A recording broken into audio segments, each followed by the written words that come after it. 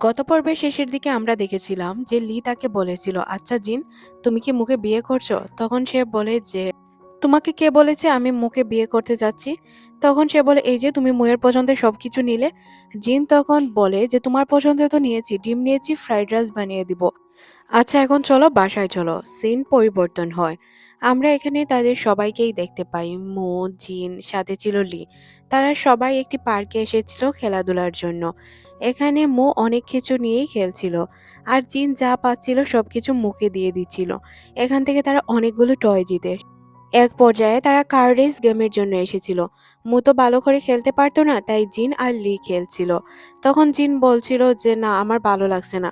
লি তখন বলে, এখানেই খেলো, কারণ তুমি তো বাস্তব লাইফে খেলতে পারবে না। এখানে খেলেই তোমার মনের শখটা পূরণ করতে পারো। তখন জিন খেলতে শুরু করে। জিন মুকে পানি আনার জন্য পাঠায়, তারপর বলে, তুমি খুব ভালো করেই জানো আমি কেন রেসে অংশগ্রহণ করি না। তখন লি বলে, হ্যাঁ আমি খুব ভালো করেই জানি। তুমি এখন ময়ের প্রতি আসক্ত। তুমি চাচ্ছ ময়ের সাথে তোমার জীবন সুন্দর করে গড়ে তোলার। মৌ তোমার জন্য 6 বছর অপেক্ষা করেছে। এখন তুমি আর তাকে কষ্ট দিতে চাচ্ছ না, যার কারণে তুমি নিজের জানের রিস্ক নিতে চাচ্ছ না। এখানে জিন গেমটি জিতে যায়। সিন পরিবর্তন হয়। আমরা মুখে দেখতে পাই সকালবেলায় সে ঘুম থেকে উঠেই জিনকে বলে, তুমি নাস্তা তৈরি করো না, আমি খেতে পারবো না, কারণ আমাকে অফিস থেকে কল করা হয়েছে, তাড়াতাড়ি যেতে হবে। জিন তার জন্য নাস্তা প্যাক করে দেয় আর বলে, তুমি অফিসে গিয়ে খেয়ে নিও। মৌ বলে, তুমি এত ভালো কেন? এই কথা বলে সে দৌড়াতে দৌড়াতে অফিসের উদ্দেশ্যে রওনা হয়। জিন রান্নাঘরে আসার পর সে এখানে একটি ফাইল খুঁজে পায়। ফাইলটি দেখার পর সে মনে মনে ভাবে, এটা হয়তো মৌ বলে ফেলে গিয়েছে। তাই সে এটা দেওয়ার জন্য বাহিরে দৌড়াতে শুরু করে। সে দৌড়াতে দৌড়াতে আসে, কিন্তু দেখতে পায় যে গাড়ি তো অলরেডি চলে গিয়েছে। তাছাড়াও সে গাড়ির পিছনে ধোঁয়া দেখতে পায়। তখন তার সন্দেহ হয়, এই গাড়ি হয়তো অ্যাক্সিডেন্ট করতে পারে বা কোনো প্রবলেম হতে পারে। সে অনেক দিন যাবৎ ড্রাইভ করে না, তারপরও গাড়ি নিয়ে বেরিয়ে পড়ে যাতে ময়ের কিছু না হয়। সে মুকে বারবার কল করছিল, কিন্তু কোনোভাবেই মু কল রিসিভ করছিল না। এদিকে গাড়িতে থাকা লোকজনও বুঝতে পারছিল যে কিছুর একটা গন্ধ আসছে, যার কারণে গাড়ি থামানো হয়। তখনই মু কল রিসিভ করে আর বলে, আমি তো ওই গাড়িতে নেই। আমি তো আমাদের বাসার সামনে স্টোরে আছি। কিছু জিনিস কেনার জন্য এসেছিলাম। আমার ফাইল রেখে গিয়েছিলাম, তাই আরও এসেছি। তারপর আমরা জিনকে দেখতে পাই যে কিনা মুখে দেখে জড়িয়ে ধরে আর বলে যে, তোমার কিছু হয়ে গেলে আমার কি হতো? সে আসলে অনেক বেশি ভয় পেয়েছিল মুয়ের জন্য। মু তখন জানায়, আমি যে ফাইল রেখে এসেছি এটা আমি জানতাম, যার কারণে আমি সাথে সাথে চলে আসি ফাইলের জন্য। মু বলে, তুমি ড্রাইভ করে এসেছিলে? সত্য? আমি জানি যে তুমি পারবে। সিন পরিবর্তন হয়। আমরা জিনকে দেখতে পাই যে কিনা ড্রাইভ করছিল। এখানে সে বাইক ড্রাইভ করছিল। তখন সে দেখতে পায় যে একটি পিচ্চি বাই তার বোনকে সাইকেল চালানো শেখাচ্ছে। তখন সিন অতীতে চলে যায় আর তার অতীতের কথা মনে পড়ে যায়। মুয়ের সাথে তার কাটানো দিনগুলো মনে পড়ে, সে কিভাবে মুকে সাইকেল চালানো শেখাতো। তাছাড়াও সে আর মৌ অনেক সুন্দর সুন্দর সময় কাটিয়েছে। মৌ সবসময় তার সঙ্গ দিয়েছে, তাকে কখনোই ছেড়ে যায়নি। এতগুলো বছর পর্যন্ত তার জন্য অপেক্ষায় ছিল, আর আজ পর্যন্ত সে তার জন্যই অপেক্ষায় রয়েছে। ভালোবাসার মানে এই নয় যে সবসময় সাথে থাকতে হবে। ভালোবাসার মানে মাঝে মাঝে এমনও হয় যে দূর থেকে একজন আরেকজনকে প্রোটেকশন করবে, একজনের জন্য আরেকজন অপেক্ষায় থাকবে। অতীতের প্রত্যেকটি মুহূর্ত তার মনে পড়তে থাকে, কিভাবে তারা কত সুন্দর সুন্দর মুহূর্ত কাটিয়েছিল থাইল্যান্ডে। ঘটনাগুলো মনে পড়ে সে অনেক বেশি কষ্টও পায়। সিন চলে আসে মুয়ের কাছে। মুয়ের জন্য সে একটি নুডলস তৈরি করেছিল। এটা খেতে অনেক মজা। মু অনেক মজা করে খাচ্ছিল। তখন সিন আবারও ফ্ল্যাশব্যাকে চলে যায়। এখানে আমরা জিনকে দেখতে পাই। জিনকে বারবার লিন বলতো ড্রাইভ করার কথা, কিন্তু সে বলতো যে, না আমার দ্বারা ড্রাইভিং হবে না, এইসব আমার দ্বারা সম্ভব নয়। তখন তার মনে পড়ে যে মু তাকে কি বলেছিল। মু কি চায়? মু কি চায় যে সে এইসব দুনিয়ায় আবারও ফিরে যাক, নাকি অন্য কিছু? তখন তার মনে পড়ে মু তাকে বলেছিল, তুমি ভালো করে লেখাপড়া করো, এটাই আমি চাই। তখন সে আবার নতুন করে পড়ালেখা শুরু করে দেয়। জিন নিজেও চিন্তা করে, যেহেতু সে এখন হাঁটাচলা ভালোভাবে করতে পারবে না, অন্য কোনো কাজ করতে পারবে না, তাই তাকে লেখাপড়াই করতে হবে। আর যেহেতু তার গাড়ির সম্পর্কে ধারণা আছে, তাই এটা নিয়ে সে যে কোনো কিছু করতে পারে। সে যখন এইসব দেখছিল তখনই তাকে বাবা ডাক দেয় আর খাবার খাওয়ার জন্য বলে। এখানে আমরা জানতে পারি যখন সে পড়ালেখা শুরু করেছিল তখন সে থাইল্যান্ডেই ছিল। বাবা তার জন্য নুডলস তৈরি করেছিল, যেটা এখন সে মুখে খাওয়াচ্ছিল। বাবা তাকে বলেছিল, আচ্ছা তোর কি মুয়ের সাথে কথা হয়? সে বলে, না আমার মুয়ের সাথে কথা হয় না। তখন বাবা বলেছিল যদি তোদের কখনো দেখা হয় তাহলে তাকে এই খাবারটা অবশ্যই বানিয়ে খাওয়াবি। এটা মুয়ের অনেক পছন্দ। তখন জিন বলে ওকে চেষ্টা করব। তারপর বাবা তাকে বলে তোর পড়ালেখা কেমন চলছে, স্বাস্থ্যের কি অবস্থা। জিন বলে সবকিছুই এখন ঠিক আছে। তখন বাবা বলে আমি না ড্রিঙ্ক করা ছেড়ে দিয়েছি। জিন জিজ্ঞাসা করে কেন? তখন সে বলে যে আমি চাই জিনজিনের খেয়াল রাখতে, যেটা আমি মুয়ের বেলা করেছিলাম এখন আর এই ভুল করতে চাই না। সিন আবারও বর্তমানে চলে আসে। মন উরুষ্টি খাওয়ার পর বলে আমার ছোটবেলার কথা মনে পড়ে গিয়েছে। জিন তখন বলে হ্যাঁ, বাবা বলেছিল এটা তোমাকে ছোটবেলা উনি অনেক বেশি বানিয়ে খাওয়াতো। এটা নাকি তোমার অনেক পছন্দের খাবার ছিল। তখন সে বলে বাবা তো আমাকেও বলতে পারতো, তাহলে তোমাকে কেন বলল? তখন জিন বলে দেখো, আমরা ছেলেরা সব সময় সবকিছু এক্সপ্লেন করতে পারি না। আমাদের মনের কথা আমরা চাইলেও মুখে আনতে পারি না। এটা হয়তো আমাদের দুর্বলতা নাকি কি এটা আমি জানি না। তখন মো বলে হ্যাঁ বুঝলাম, তবে বাবার প্রতি আমার এখন কোনো রাগ নেই। ওনার সব ভালো গুণ এখন আমার মাথায় ঘুরে।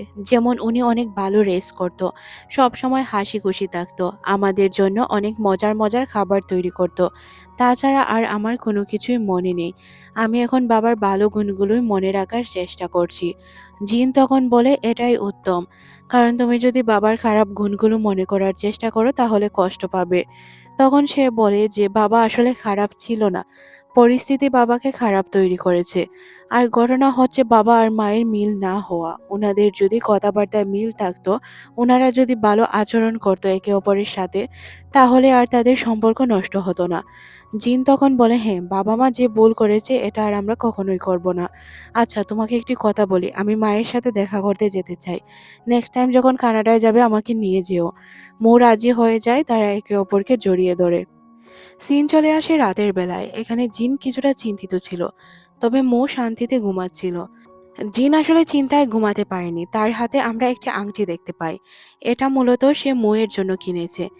সে চাচ্ছিল এটা মৌয়ের মায়ের সামনে মুখে দিবে। সে মনে মনে বলে আপনি হয়তো জানতেন আমি মুখে পছন্দ করি, যার কারণে আপনি সবসময় মুখে আমার থেকে দূরে রাখার চেষ্টা করেছেন, কিন্তু আপনি ব্যর্থ হয়ে গেলেন। যাকে আপনি এতদিন দূর রাখার চেষ্টা করেছেন সেই এখন আপনার মেয়ের কাছে। আপনি তাকে তার কাছে দেখতে পারবেন। এটা আপনি কিভাবে নিবেন হয়তো আমি জানি না। জিন অনেক বেশি চিন্তিত ছিল সবকিছু কিভাবে ম্যানেজ করবে। তাদের ফ্লাইটের সময় হয়ে যায়, তারা ফ্লাইটে এসে বসে পড়ে। মু তখন তাকে বলে চিন্তার কোনো কারণ নেই, সবকিছু ঠিক হয়ে যাবে, এত চিন্তা করছো কেন? তুমি তো মাকে ছোটবেলা থেকেই দেখেছো তাই না? আমার বিশ্বাস মা রাজি হয়ে যাবে। তখন জিন বলে মা রাজি হওয়া নিয়ে আমার তো তেমন একটি ঝামেলা নেই, তবে আমি মায়ের সামনা কিভাবে করব, সে আমাকে মানতে পারবে তো? এদিকে আমরা ক্রিশকে দেখতে পাই। ক্রিশ তাদেরকে দেখে অনেক খুশি হয় আর ওয়েলকাম জানায়। তখন মু তাকে বলে যে এ হচ্ছে জিন। জিনকে দেখে সে চিনতে পারে আর হাই হ্যালো করে। ক্রিশ তাদেরকে ভিতরে আসতে বলে। জিন তখন লক্ষ্য করে এখানে অনেকগুলো গাছ, যেই গাছগুলো ছোটবেলায় মুয়ের বাবা ভেঙে দিয়েছিল। এই গাছগুলো দিয়ে সে পুরো বাগান করে ফেলেছে।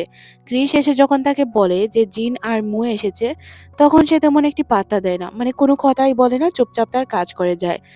মা তুমি কেমন আছো, আমি আর জিন চলে এসেছি। তখন মা কোনো রেসপন্স করে না, বলে অনেক দূর থেকে এসেছিস তো, তাই যা গিয়ে রেস্ট কর। তখন সে বলে মা তুমি দেখো জিনও এসেছে। সে জিনের দিকে তাকায় কিন্তু কোনো কথাই বলে না। জিনও তার দিকে তাকায়, কিন্তু মা উল্টো দিকে মুখ করে তাকায়, জিনের দিকে তাকায় না। জিন এখানে কিছুটা অসহায় ফিল করতে থাকে। এটা নর্মাল একটি বিষয় ছিল। সে তার বাসায় এসেছে, মহিলাটি তার সাথে কথা বলছে না, সে তো একটু আনইজি ফিল করবেই তাই না? খাবার টেবিলে আমরা দেখতে পাই মুন, তার বাবা এবং মা সবাই মিলেই কথা বলছিল। শুধু কথা বলছিল না জিন। মা তখন তাকে জিজ্ঞাসা করে তোর জব কেমন চলছে, ইন্টার্নি কি ভালো চলছে? তখন সে বলে হ্যাঁ। এখানে শুধু কথা বলছিল না জিন, সে চুপচাপ বসে খাবার খাচ্ছিল। তাকে দেখেই মনে হচ্ছিল সে এই ফ্যামিলির লোক নয়। মো তখন লক্ষ্য করে আর বলে তুমিও তো দেখেছো আমার জব কেমন চলছে তাই না? তখন সে বলে হ্যাঁ অবশ্যই দেখেছি। সে যখন এই বিষয়ে কথা বলতে যাবে মা তখন টপিক চেঞ্জ করে ফেলে।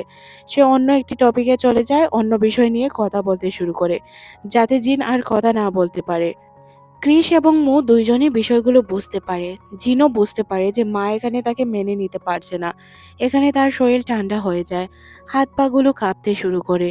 সে কোনোভাবেই কিছু বলতে পারছিল না। যখন মু বিষয়টি বুঝতে পারে তখন সে তার হাত ধরে। সিন আবার পরিবর্তন হয়। এখানে আমরা ক্রিস এবং জিনকে দেখতে পাই। সাথে মুও ছিল, তারা গল্প করছিল। তখন মা ক্রিসকে বলে, "ক্রিস, তুমি এক কাজ করো, গেস্টকে গেস্ট রুম দেখিয়ে দাও।" তখন ক্রিস তাকে গেস্ট রুমে নিয়ে যায়। জিন তখন তার লাগেজ খোলে আর লাগেজে করে সে অনেকগুলো স্বর্ণের গয়না নিয়ে এসেছিল। যেহেতু তার ফ্যামিলি নেই, তাই সে তার বন্ধুদের কাছ থেকে জিজ্ঞাসা করে এইগুলো কিনে নিয়ে এসেছিল। কারণ বিয়ের প্রস্তাব দিলে নাকি এগুলো দিতে হয়। তারপর সে এসে মুয়ের মায়ের কাছে বলে যে, "মা, আসলে আমি জানি না বিয়ের প্রস্তাবে কি কি দিতে হয়। বন্ধুদের কাছ থেকে শুনে কিছু জিনিস নিয়ে এসেছি। আর আপনার যদি এগুলো ভালো না লাগে বা অন্য কিছুর প্রয়োজন হয় আমাকে বলে দিবেন। আমার তো আর ফ্যামিলি নেই যে আমাকে কেউ বলে দিবে। আমি জানি এই জায়গায় আপনি আমাকে মেনে নিতে পারছেন না। কিন্তু কি করব বলেন?" তারপর সে মায়ের উদ্দেশ্যে ১ কাপ চা ঢালে। চাটি তার হাতে নিয়ে তার গর্দন একদম নিচু করে বলতে শুরু করে যে, "দেখুন, আমি জানি আমি হয়তো মুয়ের যোগ্য নই। আপনি যেমন ছেলে আপনার মেয়ের জন্য আশা করেন হয়তো আমি তেমন নই। কিন্তু আমি আপনাকে কথা দিতে পারবো। আমার জন্য মু কখনো কান্না করবে না। আমি মুকে কখনোই কষ্ট দিব না। তাকে আমি সবসময় আগলে রাখবো। যেমনটা আমি ছোটবেলা থেকেই চাইতাম যে মোয়ের এমন একজন জীবনসঙ্গী হোক, যে তাকে সবসময় আগলে রাখবে।